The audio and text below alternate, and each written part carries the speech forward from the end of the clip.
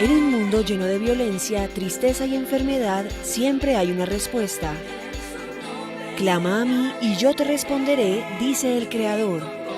El Tabernáculo de la Fe presenta un mensaje de esperanza.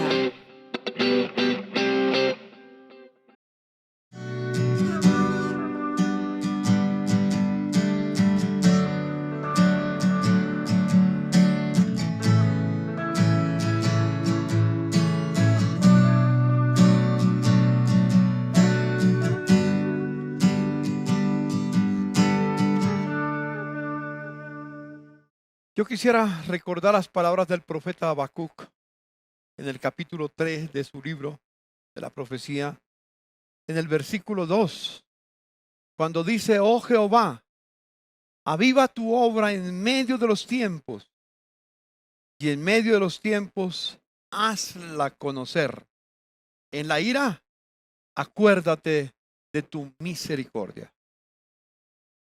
La intención, el deseo, el anhelo que el Espíritu Santo, que el Padre, el Hijo han puesto en nuestro corazón es volver a recordar que sin el Espíritu Santo no somos nada.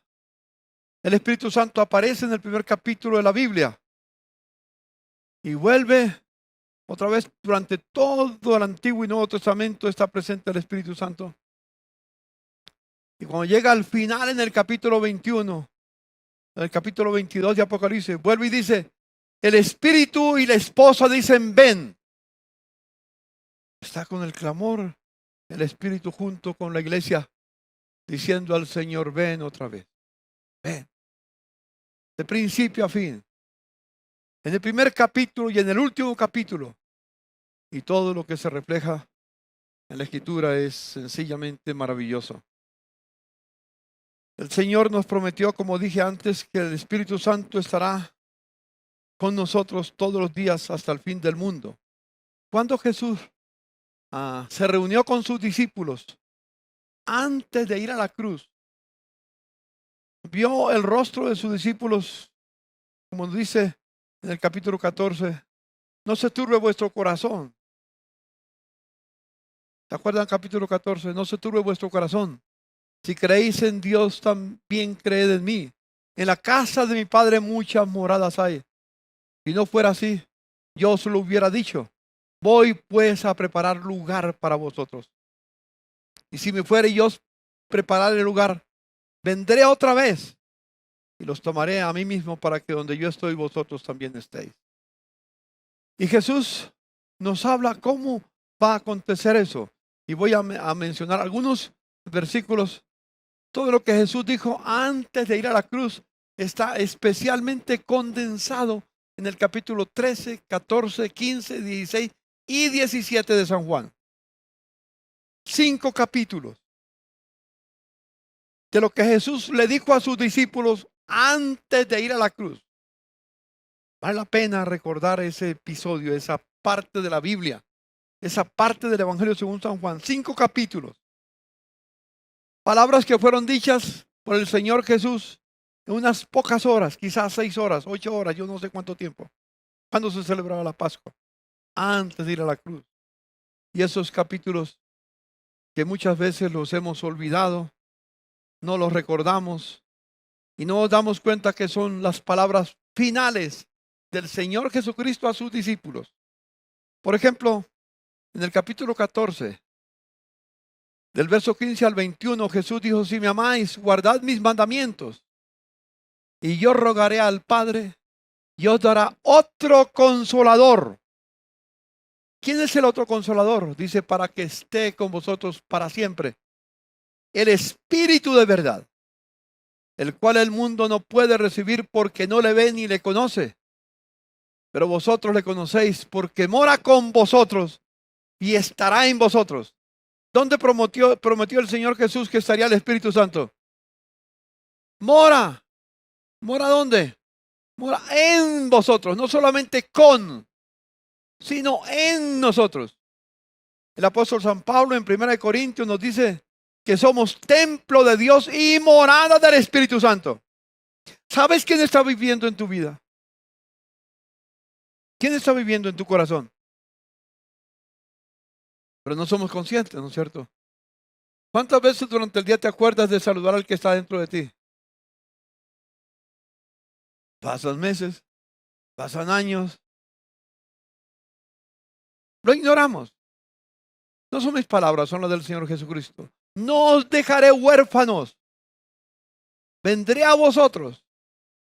Todavía un poco y el mundo no me verá más. Pero vosotros me veréis porque yo vivo, vosotros también viviréis. En aquel día vosotros conoceréis que yo estoy en mi Padre y vosotros en mí y yo en vosotros.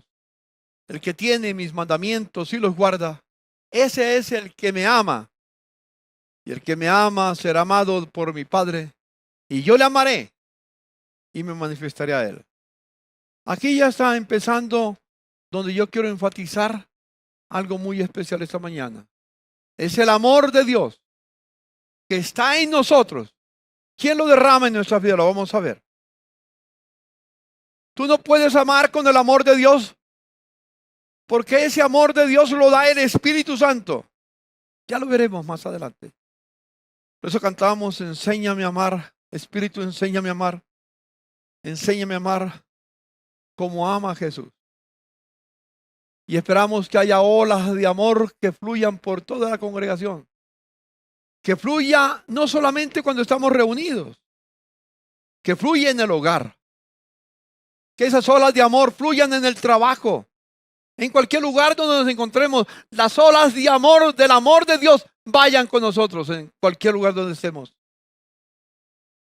También en el capítulo 16, versículos 7 al 15, dijo Jesús, pero yo os digo la verdad, os conviene que yo me vaya, porque si no me fuera el Consolador, no vendría a vosotros, mas si me fuere, os lo enviaré. Y cuando venga Él, ¿qué se refiere ahí? Una fuerza. Cuando venga esa fuerza, cuando venga Él, una persona, es una persona. Quiero enfatizar ese aspecto en cuanto al Espíritu Santo. No es una fuerza, no es una energía, es una persona. Cuando Él venga, convencerá al mundo ¿de qué? De pecado, de justicia y de juicio. De pecado por cuanto no creen en mí. De justicia por cuanto voy al Padre y no me veréis más. Y de juicio por cuanto el príncipe de este mundo ha sido ya juzgado. Aún tengo muchas cosas que deciros, pero ahora no las podéis sobrellevar. Pero cuando venga el Espíritu de verdad, que es el otro Consolador, Él os guiará a toda la verdad. Porque no hablará por su propia cuenta, sino que hablará todo lo que oyere y os hará saber las cosas que han de venir. Él me glorificará, porque tomará de lo mío y os lo hará saber.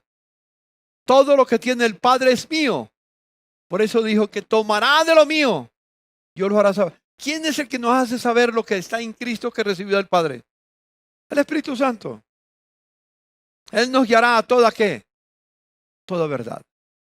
Más adelante, en el libro de los Hechos de los Apóstoles, hay mucho para hablar de eso y lo vemos durante este tiempo. El libro de los Hechos, capítulo 1, versículos 4 al 8 dice, estando juntos después de que resucitó Jesús y antes de ascender al cielo, les mandó que no se fueran de Jerusalén, sino que esperasen la promesa del Padre, la cual les dijo, oíste de mí, la promesa del Padre. ¿Cuál es la promesa del Padre? Es el Espíritu Santo. Fue lo que Él prometió, lo que el Padre le dijo que enviaría. Porque Juan ciertamente bautizó con agua, mas vosotros seréis bautizados con el Espíritu Santo dentro de no muchos días. Uno de los temas que vamos a tocar. ¿Es necesario ser o no bautizados con el Espíritu Santo? Ignoramos el bautismo del Espíritu Santo.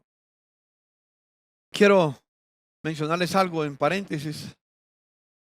¿Saben que hay más de un bautismo? Cuando usted habla de bautismo, ¿de qué habla? Bautismo en agua. Está el bautismo en agua, existe el bautismo en agua. El apóstol San Pablo, o el escritor de la carta a los Hebreos, en el capítulo 6 de los Hebreos, nos dice en el versículo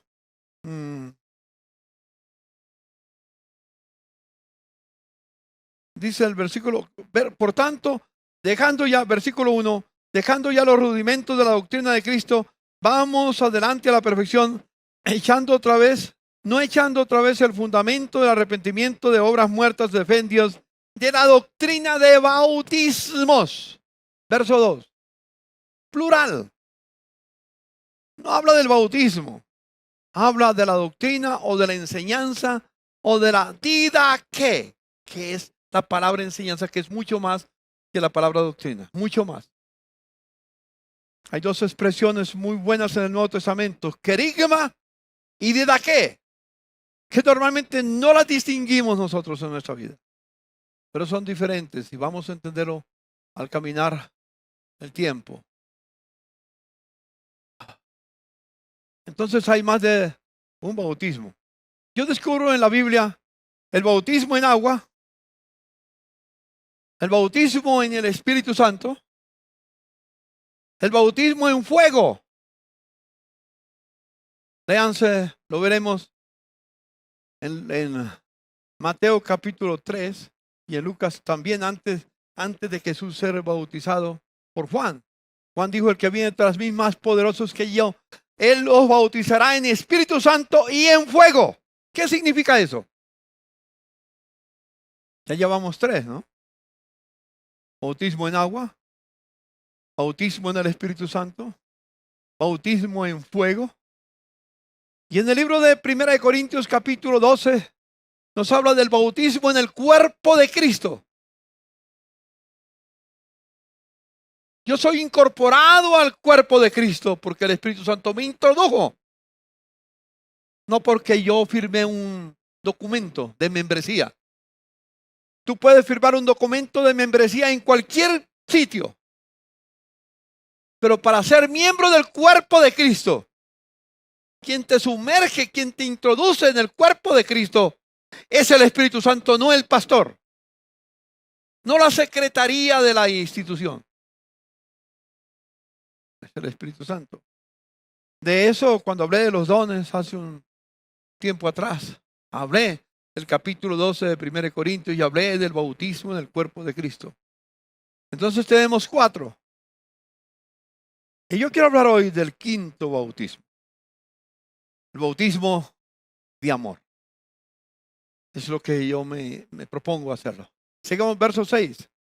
Entonces los que se habían reunido le preguntaron a Jesús, ¿restaurarás el reino de Israel en ese tiempo? Jesús les está hablando de la necesidad de ser llenos del Espíritu Santo, de ser bautizados en el Espíritu Santo, y ellos son despistados. Parecen evangélicos.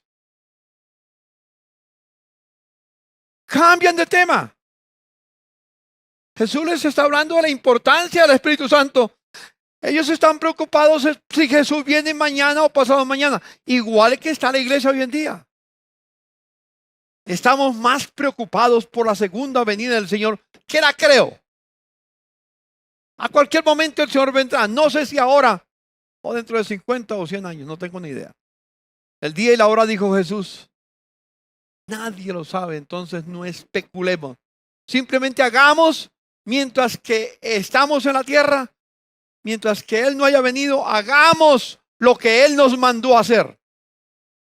Nuestra gran preocupación es hacer lo que nos mandó a hacer. Pero nos gusta especular. No. Entonces ellos le preguntaron, ¿restaurarás el reino de Israel en ese tiempo? Y les dijo, no os toca a vosotros saber los tiempos o las sazones que el Padre puso en su sola potestad. Pero vuelve el Señor y toma el tema. Pero recibiréis poder cuando haya venido sobre vosotros el Espíritu Santo. Entonces podrán ustedes serme testigos en Jerusalén, en toda Judea, en Samaria y hasta el último rincón de Colombia. Ya para mi hermano Rafael, que tiene unos trabajos muy lindos en distintos lugares de Colombia. Pero podrás ser testigo realmente si el Espíritu Santo va contigo. Y puedes estar consciente de que Él te acompañará. El poder del Espíritu Santo no te dejará. De ese texto hablaremos también más adelante, porque hay una palabra, la palabra testigo es muy interesante que la examinemos. En el capítulo 2, cuando se cumple la profecía, o las palabras de Jesús, dice, cuando llegó el día de Pentecostés, estaban todos unánimes juntos. Unánimes y juntos. A veces aquí estamos juntos, pero tal vez no estamos unánimes. Unánime significa de un solo corazón, de una sola mente, de una sola alma, con un solo propósito. Aquí quizás podemos estar con muchos propósitos, cada uno con lo suyo. Pero no desciende el Espíritu Santo hasta que, cuando estemos no solamente juntos, sino unánimes. Unánimes juntos. Dos palabras diferentes. Unánimes. Repito, uno puede estar junto con otro, pero no unánime. ¿Me comunicó? Espero que me haga entender. Y de repente vino del cielo, cuando eso acontece, de repente vino del cielo un estruendo como de un viento recio que soplaba, el cual llenó toda la casa donde estaban sentados. Y se les aparecieron lenguas repartidas como de fuego, asentándose sobre cada uno de ellos, y fueron llenos del Espíritu Santo, y comenzaron a hablar en otras lenguas según el Espíritu les daba que hablasen. Yo quiero hablar de lo que significa cuando hablemos del bautismo del Espíritu Santo. ¿Qué significa? ¿Cuáles son las verdaderas señales que tenemos que estamos llenos del Espíritu Santo? Que Él nos bautizó.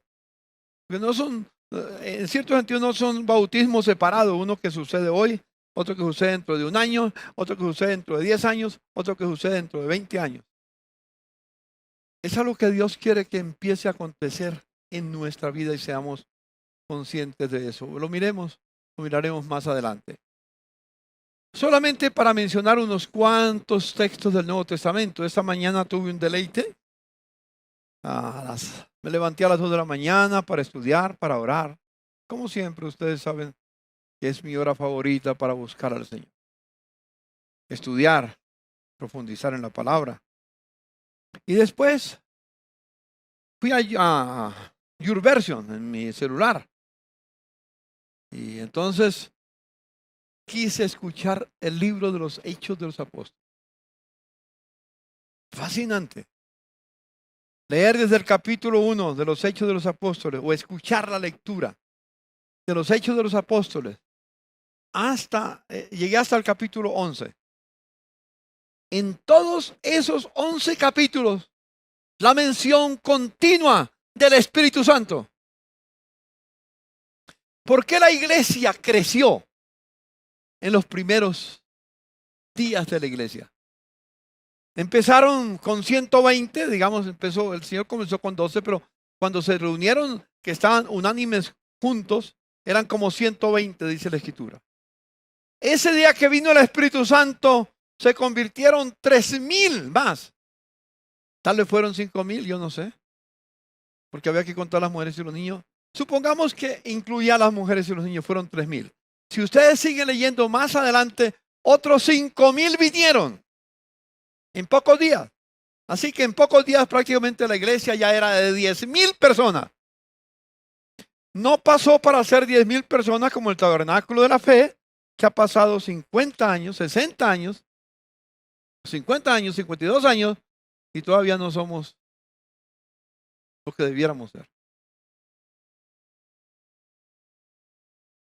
¿Me comunico, hermanos? No quiero poner sentimientos de culpa sobre nadie.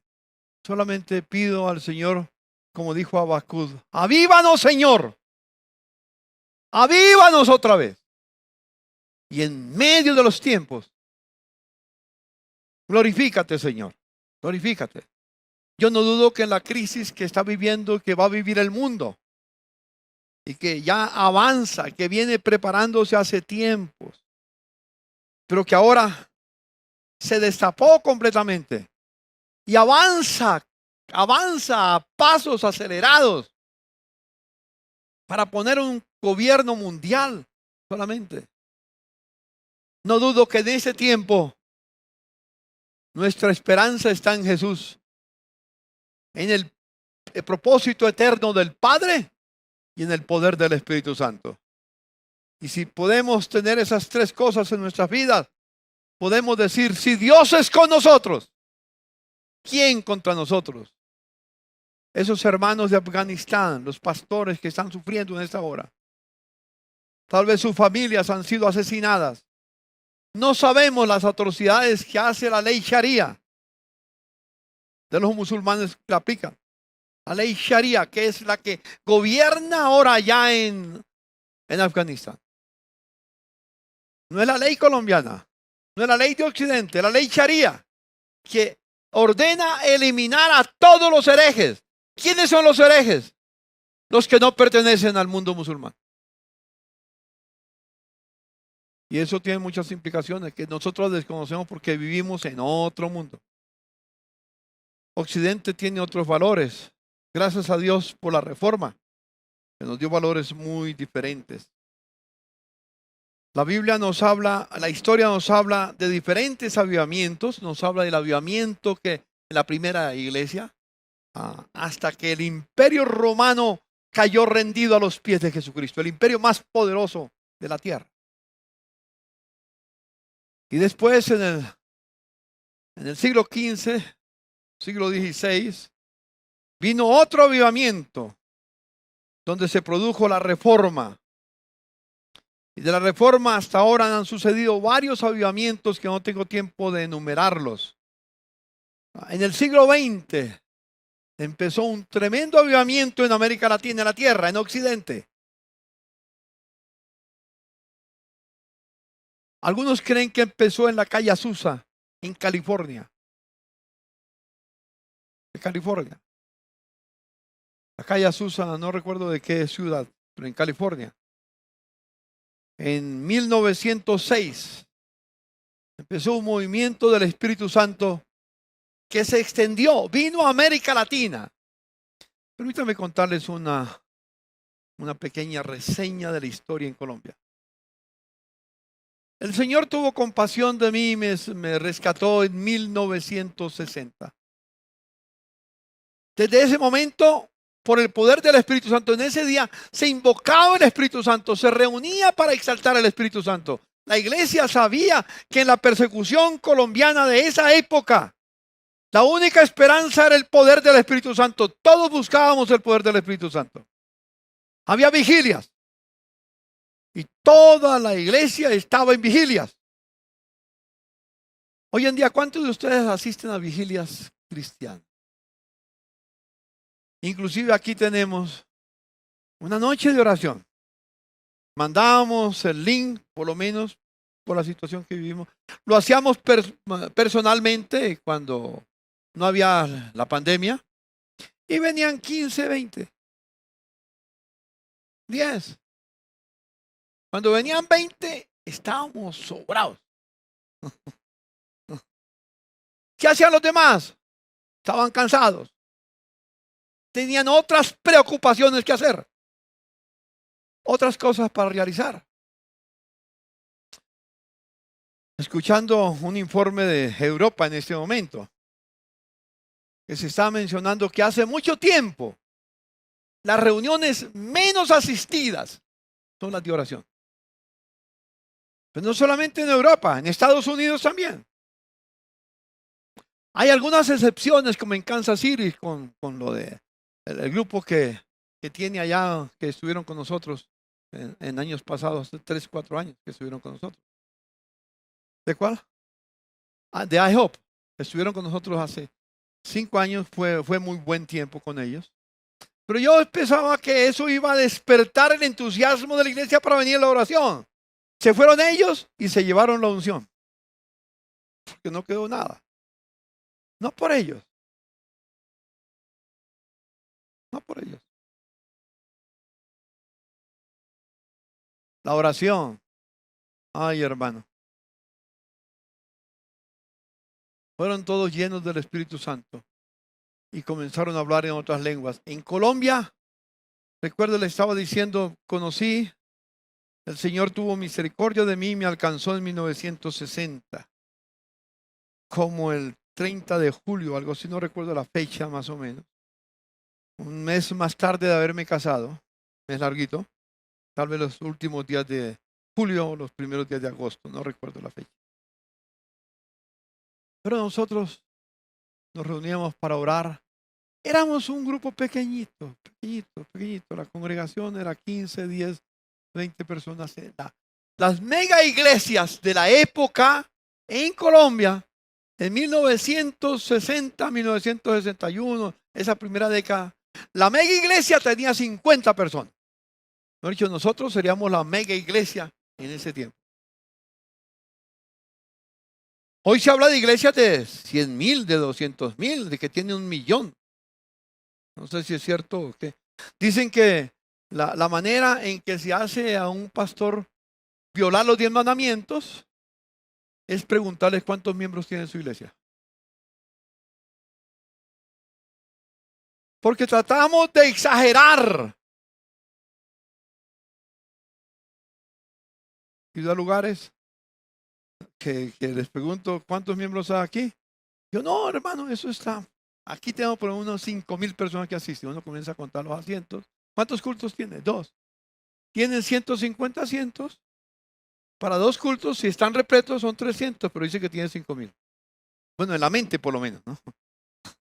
Está bien que hablen por fe, pero por eso, para hacer mentir a un pastor, violar los 10 mandamientos es decirle cuántos miembros tiene su iglesia. Entonces, los 10 mandamientos que dicen, no mentirás. Yo caigo en ese. No estoy diciendo los otros. Empieza por mí. Que Dios nos ayude, ¿no es cierto? ¿Cómo vamos a vivir una vida de santidad si mentimos? ¿Cómo vamos a ser santos si violamos los 10 mandamientos?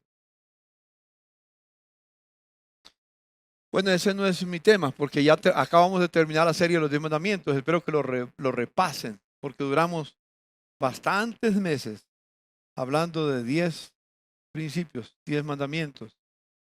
Y duramos como 6 meses, algo por el estilo. Así que queda un material para repasar. Y sé que hay mucho más para ahondar sobre el tema. Así que en Colombia, en 1967, se hizo el primer censo de la iglesia en Colombia, iglesia evangélica en Colombia.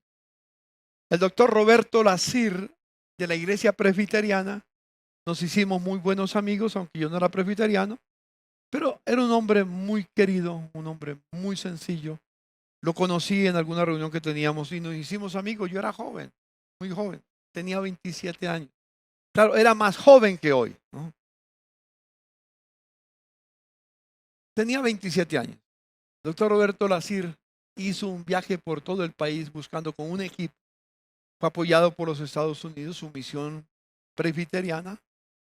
Y al terminar el recorrido por la nación, descubrieron que había, ¿cuántos creyentes creen que había en 1967? 27,000. Imagínense. Eso está hoy en día en las mega iglesias, una sola congregación tiene el doble de eso. 27,000 en toda la nación. Pero orábamos, ayunábamos, buscábamos al Señor, toda la iglesia lo hacía. Les contaré otras experiencias de mi vida en el Señor en ese tiempo. Hoy, o digamos al comenzar este siglo, se calcula que la iglesia en Colombia había subido en 30 y pico de años, había subido de 27,000 a 10 millones de habitantes, de miembros de la iglesia. Ese es un crecimiento exponencial. De 27,000 en 33 años, subir a 10 millones de habitantes. Hoy se anuncia, no se ha vuelto a hacer censo, se anuncia que la iglesia cristiana evangélica en Colombia tiene unos 15 millones de habitantes. Ojalá fuera cierto. Ojalá. Pero notamos que en los últimos años el crecimiento que venía exponencial ha empezado a decrecer. ¿Cuál fue el secreto del crecimiento de la iglesia en ese tiempo? La búsqueda del Espíritu Santo, la oración, la palabra, la pasión por hacer la voluntad de Dios. Me crié, nací, me desarrollé en esa cultura de buscar siempre que el Espíritu Santo nos acompañara. Yo tengo una analogía que la construyo de la Biblia. ¿Cuántos de ustedes han leído la historia de Sansón? Han leído en la Biblia. No que la leyó la vio en dibujos animados. Bueno, en la historia de Sansón, conocen la historia que es muy bonita, está en el libro de Jueces. Digamos, es bonita y muy preocupante. Pero tengo una analogía allí. ¿Cuándo llegó el momento en que a Sansón lo trajeron a los paganos para burlarse de él? Lo llevaron y ahí estaban todos los paganos en la segunda parte del edificio, da la sensación, burlándose de él. Trajeron y entonces Sansón dijo a los que lo llevaban: llévenme al centro del salón. Lo llevaron y le dijo Sansón: póngame en medio de las dos columnas principales. Lo llevaron, no sabía qué es lo que estaba haciendo. Creo que el Espíritu Santo lo guió. Lo puso en medio de las dos columnas principales, las que sostenían toda esa cantidad de paganos que había allá. Y entonces él puso las manos en las dos columnas. Y dijo: Señor, oró al Señor. Y dijo: muera Sansón con todos los filisteos. Empujó a las columnas. Y cuando las columnas principales que sostenían el templo se dieron y se rompieron, se vinieron todos abajo y se mataron todos. Hasta Sansón murió. Yo tomo esa analogía para decir simplemente que hay dos columnas principales que sostienen la iglesia, alimentadas por un principio especial. Las dos columnas que sostienen a la iglesia es la palabra de Dios y el Espíritu Santo. Son las dos columnas que sostienen la iglesia. Si esas dos columnas están firmes, podremos avanzar.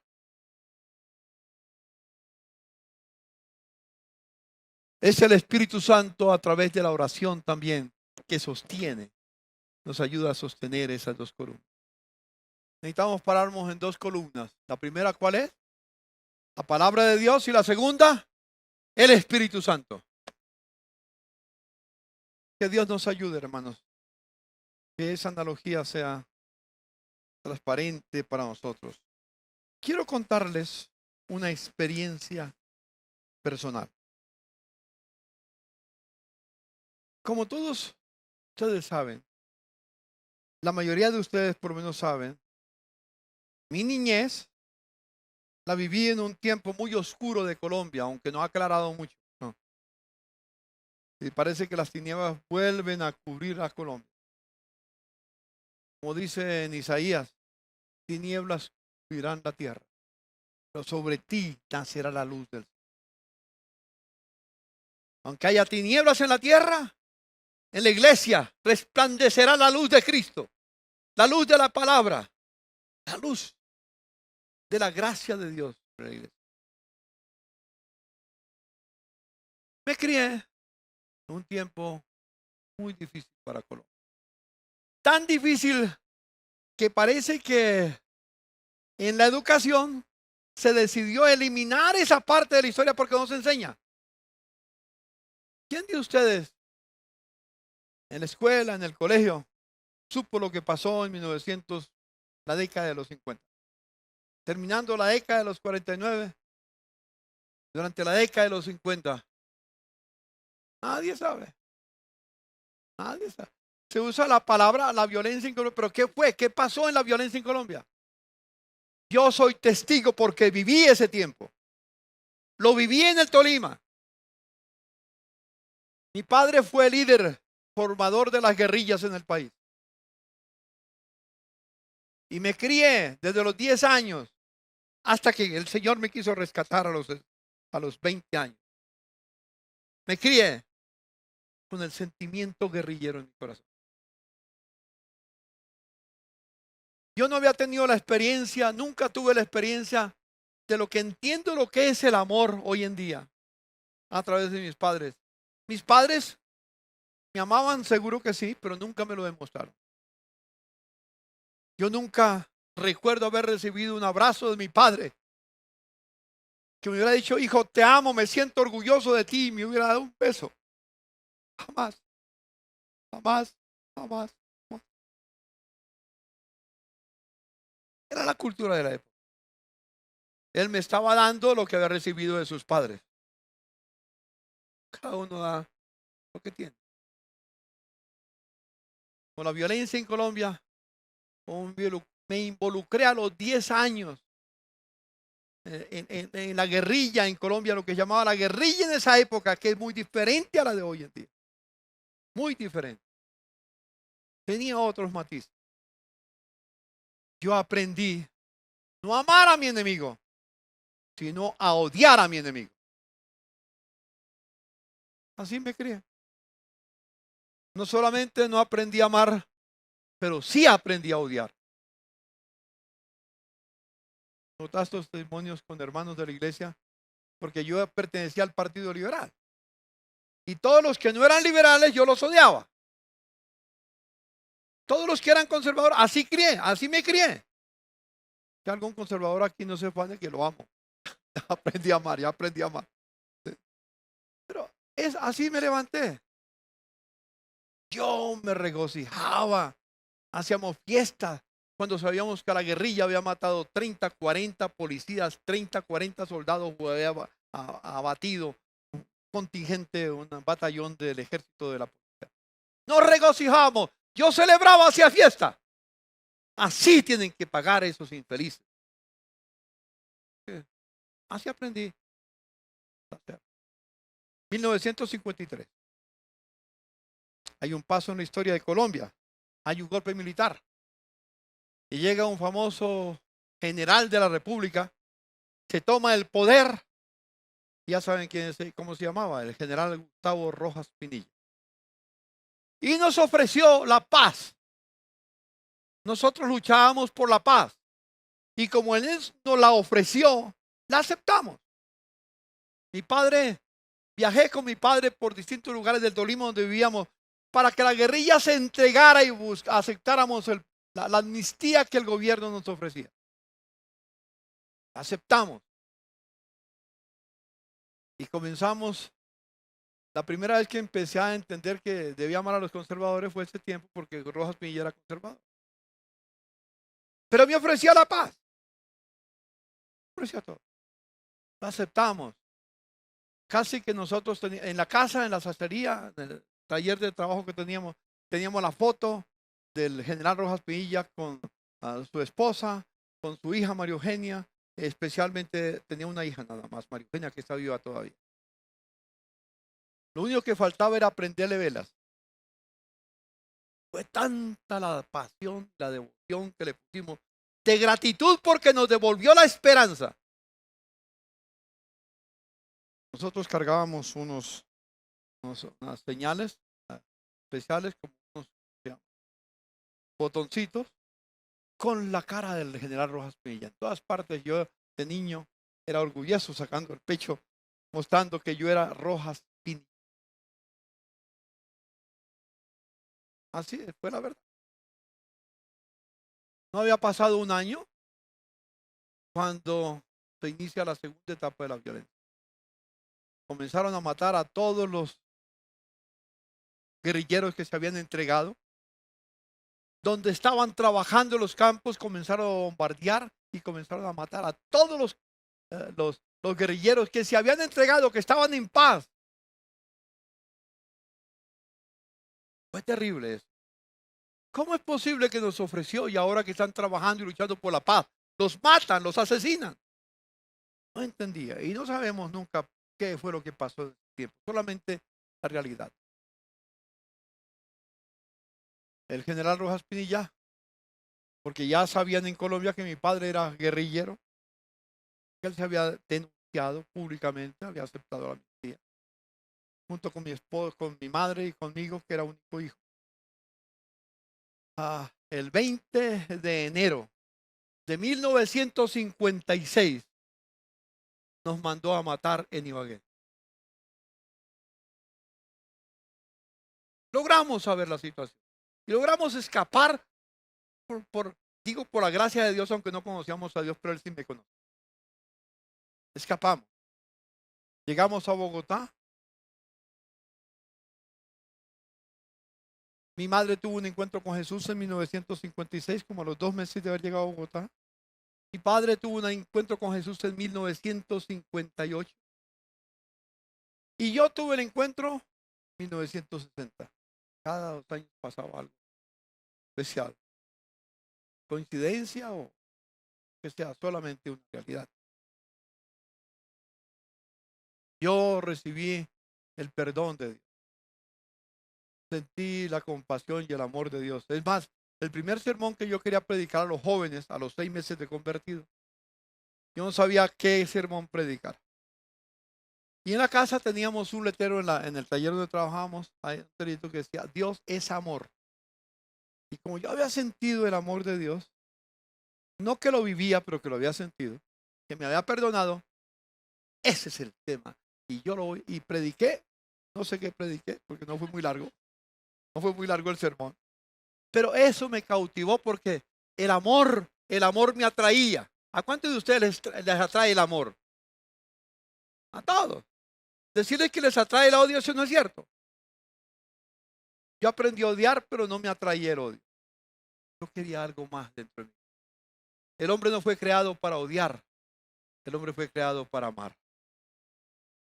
Y menos el redimido por la sangre de Jesucristo. Una vez que somos redimidos, no somos redimidos para despreciar, para aborrecer, para destruir al otro. No amarlo. Cualquiera sea la circunstancia. Pasaron unos años, 1970. Brincamos el almanaque. Ya llevaba 11 años en el ministerio cristiano, porque yo empecé el ministerio desde que me convertí. A los 6 meses ya era pastor asistente de la iglesia donde me convertí. Mi pasión por Cristo fue enorme.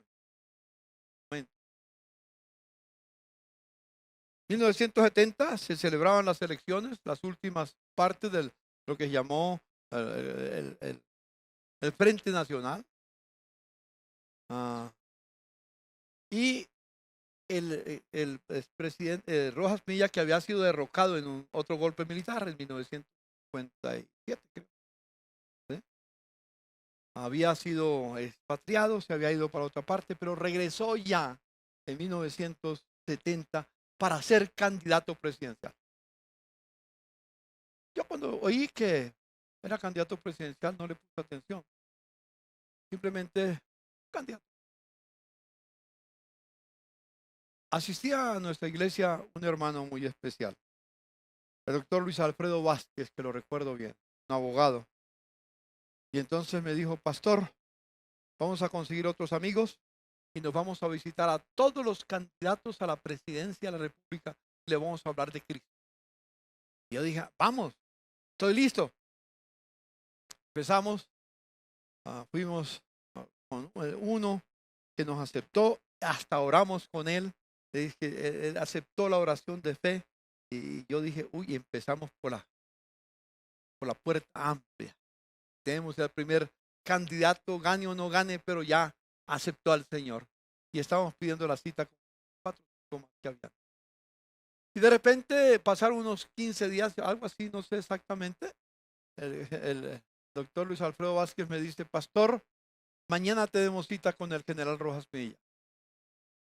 Cuando me dijo eso, me brotó el viejo hombre. Me acordé, se me alborotó la chuleta. La carne frotó inmediatamente. Eso que estaba en mi corazón estaba quieto, pero cuando hubo la oportunidad, fluyó.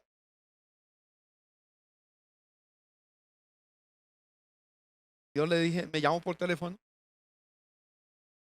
y me dijo, mañana a las 3 de la tarde tengo que estar en tal parte de La Soledad, barrio La Soledad, para ir a la casa del general Rojas Pinilla. Yo me quedé mudo. Yo que iba a ver a ese tipo. Pensé muchas cosas.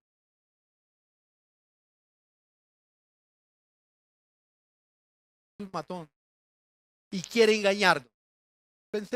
No pensé ni un ápice nada bueno de él. Había mandado matar a mi padre, a mi madre y a mí. Nos escapamos, como dije, por gracia de Dios. ¿Cómo le iba a agradecer después de que nos traicionó y nos mandó matar? Así que no era fácil, completamente. Y el doctor Luis Alfredo Vázquez me dice por teléfono, dice, pastor, ¿me está escuchando? Le dije, sí, doctor, pero es que lo que pasa es que mañana tengo tanto que hacer. ¿No era cierto? Una mentira. Y él me dice, pastor, no me puede fallar. Usted es mi pastor. Y aprendo de ti, no por lo que me dices, sino por lo que haces. Tú comprometiste la palabra y tienes que cumplirla. No, para obedecer. Me quedé escuchando y le dije, está bien, doctor, entiendo, sí, palabra. Voy a hacer el deber de estar mañana donde me dices. Me dijo, no, hacer el deber no, lo espero. Y esa noche no pude dormir. A mi esposa no le dije ni 5. Nada, era una lucha interna. Al otro día, llegaron las 3 de la tarde, tengo que encontrar, ahí me encontré. Todos los otros compañeros estaban felices porque tenían al general para hablarle de Cristo. Yo no quería saber. Ellos no sabían mi lucha, no conocían mi historia, mi pasado. La sabía yo, ni mi esposa la sabía. Porque yo pensaba, si saben que soy guerrillero, ¿qué van a pensar? Buscaba aceptación, ¿sí? Que eso me diera identidad. Entonces decir, no era un lujo decir yo fui guerrillero. Era un lujo. No era nada satisfactorio, pensaba yo, las personas que, bueno, espero que no sea un aterrador para ustedes. No importa, si no me aman, yo los sigo amando. El asunto es que nos reunimos, fuimos a la casa del general. El menos alegre, el que no tenía ninguna alegría era yo. Los demás comentaban. Yo seguía a los que iban adelante y me fui a la parte de atrás. Llegamos a la casa del general Rojas Pinilla. Nos invitó, había preparado una sala muy especial. Digamos, una sala más pequeña que está claro. Pero aquí tenía donde tenían los asientos, donde él estaba sentado. Tenía su especie de podio. Y atrás los que iban a estar gobernando con él. Generales, hombres del Partido Conservador, que estaban todos. Yo los había oído mencionar y conocí a algunos por fotos del tiempo. Y entonces, cuando yo veo al general sentado ahí, ¿qué quieren? Yo respiraba por la herida.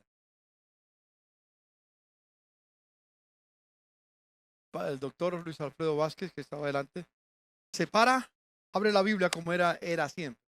Y entonces le dijo, general, nosotros nos hemos venido aquí para hablarle de Cristo y para decirle que usted es un pecador, que si no se arrepiente se va al infierno, pero con toda la autoridad. Yo dije, ahora este se volvió loco. Le causó impresión estar bajo esa persona, ahora y quiere dar el lujo.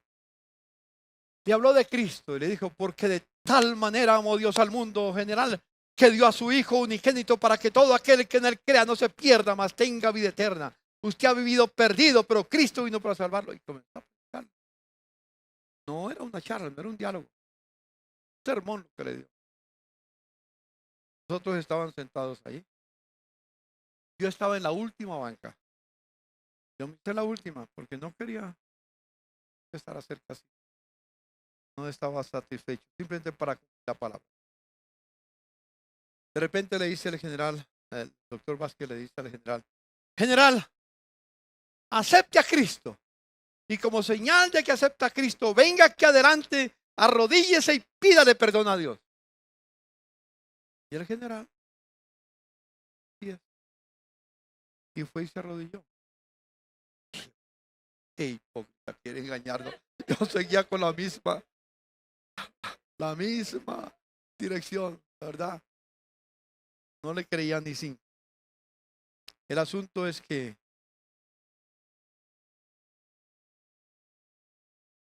dos más del grupo que había se pasaron y se arrodillaron. Nosotros siguieron atrás. Entonces de repente el doctor Vázquez siguió hablando. De repente me dice, Pastor Pardo, venga y ore por el general. Yo no entendía, me quedé aturdido cuando me dice, ¿por qué no pone a los otros a orar? Tenía que ponerme a mí a orar. ¿Cómo es el Señor? ¿Cómo se la juega el Señor?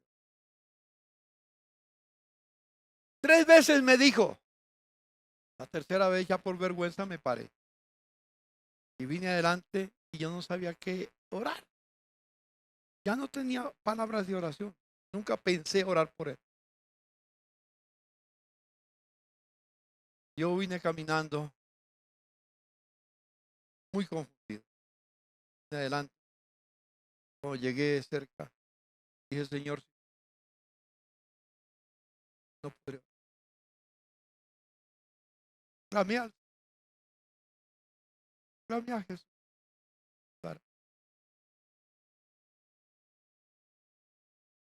De repente me acerqué, sentí de repente una paz interior. Sentí que algo de dentro se desgarraba y salía afuera y se metía algo. Un cambio así. No era conversión. Ya me había convertido. Ya llevaba 10, 11 años de convertido. Y pastor. Pero un pastor con resentimiento en su corazón. ¿Cuánto nos pasa? Tal vez a muchos de ustedes les pasa. Que aunque llevan tantos años de cristianos, tienen escondido en su corazón un resentimiento contra alguien. Y Dios quiere sacar eso.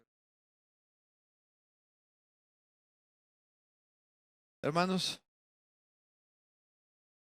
puse las manos sobre él. Oré con él. Qué paz tan inmensa la que sentía, como dice la canción, como olas de amor en mí.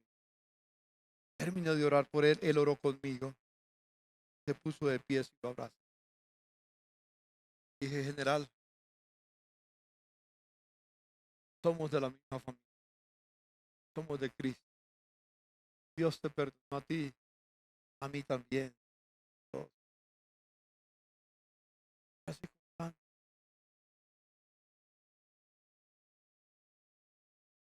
a partir de eso, a partir de ese momento, aprendí a amar. He leído mucho la palabra. Como dice las Sagradas Escrituras, de una manera muy especial. ¿Recuerdan lo que dice la Escritura? El que no ama, no conoce a Dios, porque Dios es amor. Sentí que la llenura del Espíritu Santo me invadió y me enseñó a amar. Hay un salmo que es mi favorito, Salmo 15, especialmente el versículo 4, que habla de quienes habitan en el monte de la santidad de Dios. Llega al versículo 4, dice, el que aunque juren en daños,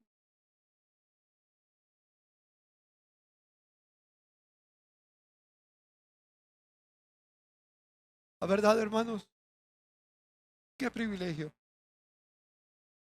Ahí empezó mi vida. El bautismo del Espíritu Santo no es un momento nada más, sino algo que toda la vida está manifestando.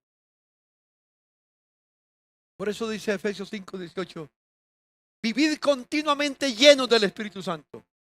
Bajo ese amor, bajo ese poder del Espíritu Santo que nos enseña a amar. Hermano, esta congregación,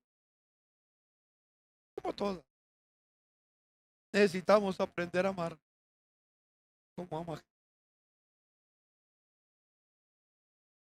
Amar como ama Jesús. ¿Recuerdan cuál es la marca de los cristianos, de un discípulo?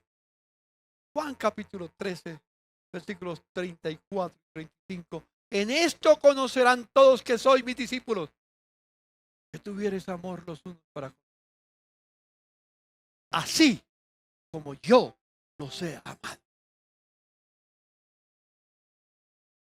Una iglesia, una comunidad cristiana, una familia, donde todos se aman como Cristo nos ama.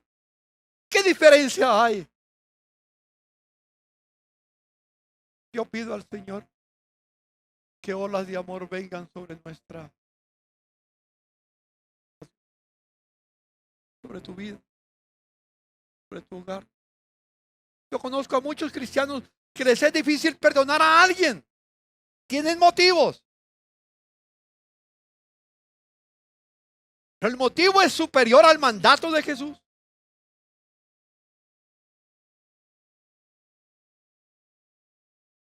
Pídele al Señor que te enseñe a amar como Cristo nos ama. Que el bautismo del Espíritu Santo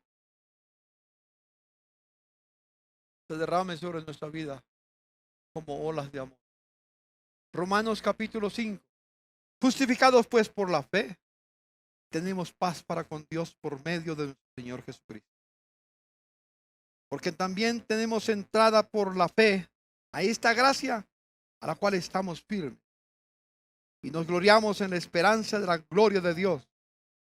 Y no solo esto, sino que también nos gloriamos en las tribulaciones, sabiendo que la tribulación produce paciencia. La paciencia prueba. La prueba esperanza. Y la esperanza no avergüenza, escuche, porque el amor de Dios, no el amor a Dios. Subrayenlo, el verso 5. No el amor a Dios, sino el amor de Dios ha sido derramado en nuestros corazones. ¿Por quién? Por el Espíritu Santo. ¿Quién bautiza en amor? Solamente el Espíritu Santo. ¿Podremos decirle al Espíritu Santo que nos bautice en su amor? Señor, bautiza esta iglesia, Señor. Que esta iglesia pueda vivir todo el tiempo llena del Espíritu Santo, Señor. En tu amor no hay temor, Señor. Te amamos a ti no porque nosotros te amamos primero, sino porque tú nos amaste primero, Señor. Quien inició el amor no somos nosotros, eres tú, Señor. Y tú quieres que tu amor se derrame en nuestra vida, Señor. Llénanos de tu amor, Señor. En su nombre, Señor.